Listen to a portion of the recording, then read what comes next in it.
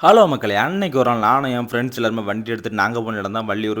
வள்ளியூர் நான் ஏன் போனேன்னு பார்த்தீங்கன்னா, நம்ம புதுசா கப்பி ஃபார்ம் வைக்கலான்னு ஒரு ஐடியா பண்ணியிருக்கோம். அதனால அதுக்கு தேவையான டப்பு வாங்குறதுக்காண்டி தான் நம்ம ஒரு கடைக்கு போனோம். ஆனா நம்ம பசங்க உள்ள போனதோட என்ன பண்ணான்னு பாருங்க. உள்ள போனதுமே அவனும் டீ ஷர்ட் எடுக்கிறதுக்காண்டி அவனும் ஒரு சைடு போயிட்டானா. சரி நான் மட்டும் இருந்து தனியா இருந்து டப்பெல்லாம் வாங்கிட்டு இருந்தேன்.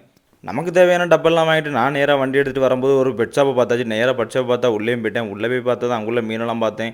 மீனும் ரொம்ப நல்லா இருந்து. அதுலயும் பாருங்க இந்த அரோனா ரொம்பவே பெருசாவே இருந்து. அப்புறம் நம்ம வந்த வேலையை பார்ப்போம்னு சொல்லிட்டு நானும் வந்த வேலையை கப்பீஸை வாங்குவோம்னு சொல்லிட்டு கப்பீஸும் வாங்கியாச்சு. அதில் 3 ஜோடி கப்பீஸ் வாங்கியிருந்தேன். வாங்கிட்டு அவரும் ஆக்சிஜன்லாம் அடிச்சு நான் அதை வாங்கிட்டு அதுக்குள்ள பைசா கொடுத்துட்டு வண்டியில வந்து உட்காந்துச்சு. வண்டில வந்து உட்கார்ந்தோம். அதில் ஒன்று மாசம் அதில் இன்னொரு மீன் என்னன்னு தெரிஞ்சா மறக்காம கமெண்ட் பண்ணுங்க. நானும் வண்டி எடுத்துட்டு அப்படியே கிளம்பியாச்சு. கிளம்பி பசங்க இறங்க வேண்டிய இடம் வந்ததோட அவங்களையும் இறக்கி விட்டாச்சு. இறக்கி விட்டுட்டு நான் நேராக வண்டி எடுத்துட்டு நானும் அப்படியே கிளம்பி வீட்டுக்கு வந்துட்டேன். வீட்டுக்கு வந்து நம்ம மீனெல்லாம் செட் பண்ணணும்னு சொல்லிட்டு நானும் வீட்டுக்கு வந்தாச்சு. வீட்டுக்கு வந்து அந்த டப்பை எடுத்துட்டு போய் சரி ஃபஸ்ட்டு க்ளீன் பண்ணுவோமே சொல்லி ஃபஸ்ட் நமக்கு தேவை இப்போ 2 டப்பு தான். அதனால் 2 மட்டும் க்ளீன் பண்ணணும்னு சொல்லிட்டு நல்லா க்ளீன் பண்ணியாச்சு.